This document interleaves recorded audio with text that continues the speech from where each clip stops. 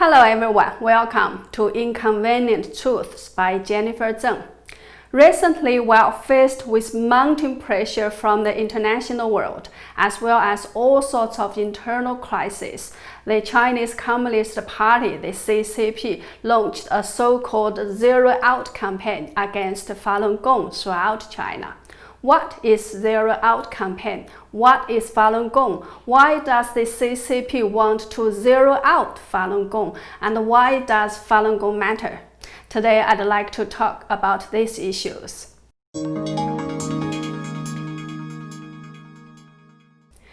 First of all, what is Falun Gong? Falun Gong in Chinese actually has three words, Fa, Lun, and Gong. Fa means law and principles in the Buddha school. It can also mean the way, the Tao, in Taoist school. Lun means the will. So Fa Lun can be roughly translated as will of law, the will of the law, or will of Dharma if we adopt the translation of ancient Indian language. Gong can mean an exercise, a practice, or energy, or practice of energy. So Falun Gong can be understood as a practice that practices the will of law, or an exercise that is based on the principles of the will of the law. Falun Gong sometimes is also referred to as Falun Dafa. Da in Chinese means big, great, so Dafa can be understood as the great way or the great Tao, the great principles. So Falun Dafa can be understood as the great way of the will of the law. Okay, I hope my explanation hasn't made you more confused. Anyway, Falun Gong is one of many Qigong practices that were spread in China during 1990s. It has 5 sets of gentle physical exercises, including sitting and standing meditation that look very similar to Tai Chi or yoga. It has its own teachings, and its core principles is to follow truthfulness, compassion, and tolerance. Another question people often ask is Falun Gong a religion? My own answer is yes and no, depending on how you define religion. Falun Gong doesn't have any religious formalities or rituals to observe. There are no temples or churches, no monks, nuns, or priests.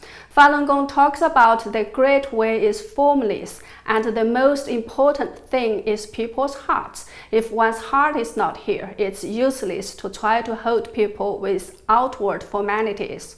However, like other religions, Falun Gong is also a belief system and talks about heaven, paradise, the afterlife, higher beings, Buddhas, gods, etc. It regards itself as one of the practices of the Buddha school. In this regard, you can regard Falun Gong as a religion. Falun Gong was founded by Mr. Li Hongzhi in China and was first introduced to the public in 1992. About 200 people attended his first class in Changchun City. He held altogether 56 classes in the next 2 years in 22 cities in China, and about 70,000 people attended his classes. Because of Falun Gong's obvious physical and mental health benefits, many people eagerly introduced it to their families and friends after learning it. Many people voluntarily taught it to others. Falun Gong never allows its practitioners to charge fees when teaching others.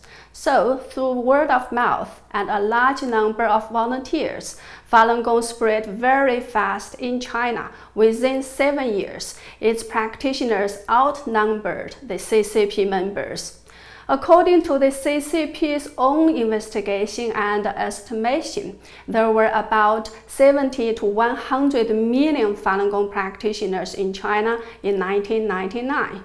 Then, problems occurred. You know, China is a one-party country, and this one party needs to control everything, every aspect of people's lives. The CCP never allows any independent thinking or anything to become bigger than itself.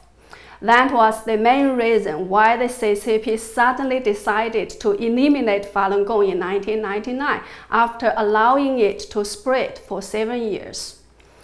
When the CCP decides to crack down on something, especially on a group that has a large number of people in it, the first thing it will do is to launch a campaign of public opinion to make people think that it is fully justified for the party to crack down on this group.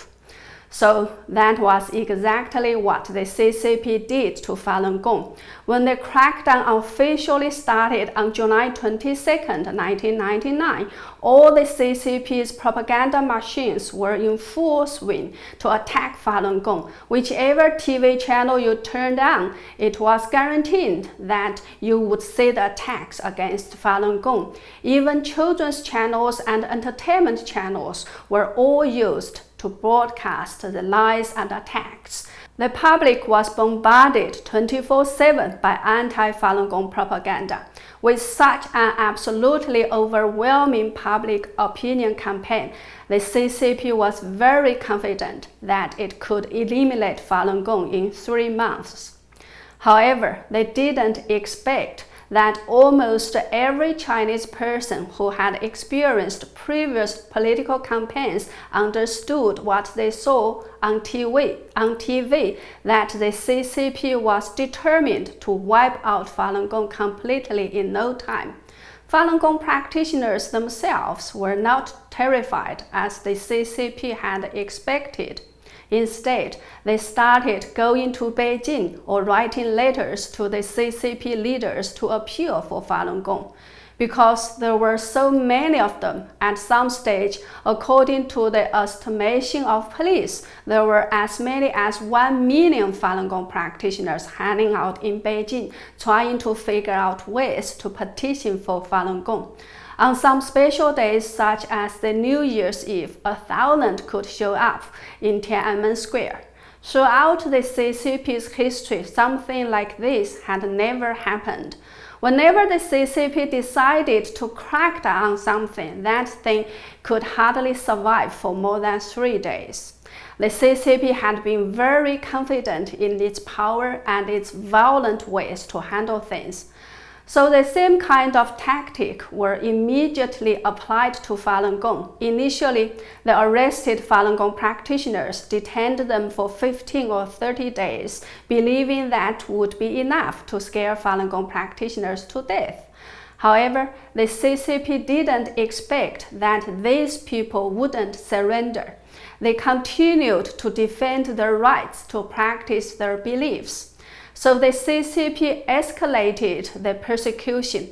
They threw Falun Gong practitioners into labor camps, sentenced them to more than 10 years, and invented many shocking torture methods to torture Falun Gong practitioners. Thousands have been tortured to death. Millions have been put into jails, labor camps, detention centers, mental hospitals, and brainwashing centers. Apart from mental and physical torture, Falun Gong practitioners were also forced to do hard slave labors, and most products were exported to foreign countries to make dollars for the CCP.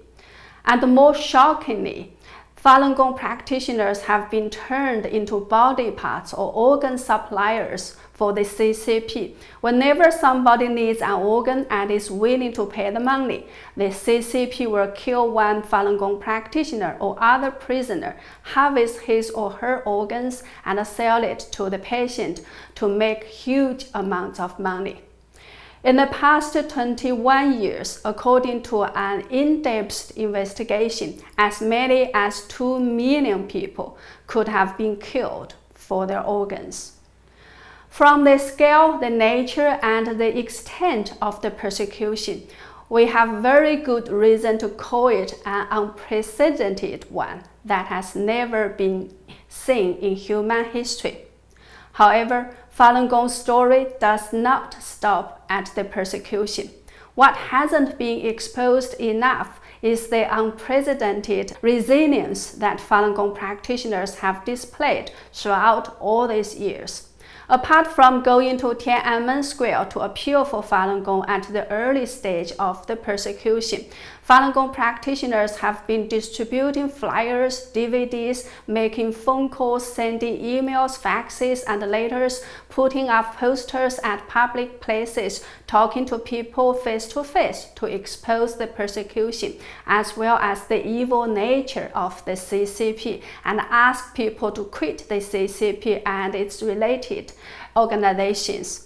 They even write up or print slogans on cash notes that expose the CCP's crimes and ask people to break away from the CCP's spiritual and mental control. Some people joked that the reason why the CCP wanted to issue digital currency was that they didn't want to see those Falun Gong related slogans on their cash notes anymore.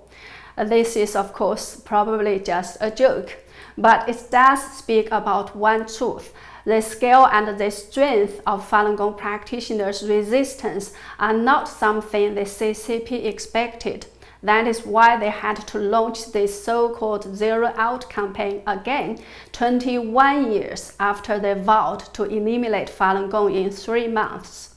So what is Zero Out campaign and how does it work? The Zero Out campaign means that the CCP wants to reduce the number of Falun Gong practitioners to 0. And how does it work? During all these years of persecution, the CCP has virtually blacklisted every single Falun Gong practitioner they know. When the CCP started to issue the second generation ID cards for Chinese citizens in 2004, they put some special kind of code in the smart IC chips of the ID cards of Falun Gong practitioners. So, when Falun Gong practitioners want to use their ID card to do something, say, to apply for a passport, as long as the ID card is swiped, an alert will immediately pop up, owning that this person is a Falun Gong practitioner. Sometimes the police officers will carry some kind of device with them. This device can detect a Falun Gong practitioner's ID card if this card is within 30 meters of this device. And because of this, virtually all aspects of a Falun Gong practitioner's life is affected. They will have problems applying for a passport, finding a new job, buying a ticket to Beijing, enrolling their children in school, etc. There are also some people who once practiced Falun Gong but have given it up due to the persecution, but their names are still on the blacklist. So, during this recent Zero Out campaign, the CCP's local officials will go to re-register Falun Gong practitioners on their list one by one. If Falun Gong practitioners promise in writing that they have given up Falun Gong or will give up Falun Gong, the CCP officials will promise to have their names removed from the blacklist or have their status reset, so that they can enjoy the same kind of treatment like non-Falun Gong practitioners. Maybe for people who live in a free society, they can hardly imagine how difficult life can be in the CCP's China if one is listed as an enemy of the party. But the CCP knows, so it figured to be removed from the blacklist must be very attractive for Falun Gong practitioners. So the CCP hopes that many people can choose to leave the ranks of Falun Gong practitioners in this Zero Out campaign. There are also many reports on Falun Gong's website that those who refused to give up Falun Gong have been repeatedly harassed, arrested, or forced into exile again. In my previous show, the CCP, Hong Kong, Taiwan, and US Romance of Four Kingdoms, I said that the reason why the CCP can never get Hong Kong right is that it just doesn't understand that there are people in the world who don't live for money and who cannot be conquered by fear. They don't understand how people with a soul and a heart will look at the world and react to the suppression. This is also the reason why the CCP can never get Falun Gong right and stupidly started the persecution of Falun Gong. In order to maintain the persecution and stop people and other countries from condemning the persecution of Falun Gong, the CCP has not only spent an astronomical amount of money, but also purposely corrupted the moral values of the society so that people can stay silent, run after money, and do evil together with the CCP when practitioners of truth, compassion, and tolerance are being groundlessly and ruthlessly persecuted. And also because the world has done very little to stop the persecution of Falun Gong, the CCP gained more confidence about its ways of governance and expanded the same kind of persecution, methods of persecution, to Xinjiang, Hong Kong, and perhaps to Taiwan soon. Another thing people failed to realize is the relationship between the persecution of Falun Gong and the power struggles within the CCP. As early as 2001, 2 years after the persecution started, overseas Falun Gong practitioners started to launch lawsuits against the CCP leaders who are responsible for the persecution in many countries and vowed to hold the persecutors accountable for the lives lost in the persecution. Sometimes when the CCP leaders, including Jiang Zemin, who started the persecution, visited foreign countries, they even dare not to enter their hotel from the front door to avoid being protested against by overseas Falun Gong practitioners or served legal documents. Those who have blood on their hands during this persecution were given a nickname, Gang of Bloody Dates. So when the CCP leaders who belong to this Gang of Bloody Dates retired or stepped down, they wanted to make sure that their successors must also belong to the Gang of Bloody Dates so that the new leaders wouldn't want to redress the Falun Gong issue, would carry on their previous policies so that they wouldn't be held accountable for their crimes. That was an important reason for all the fierce power struggles within the CCP in the last 2 decades. I believe in the future, when the CCP is gone, when more facts are revealed, people will understand more about why Falun Gong matters. That's all for today. Thanks for watching. Please make sure you subscribe to my channel, share it with your friends and family, and check out my other videos. Thank you. See you next time.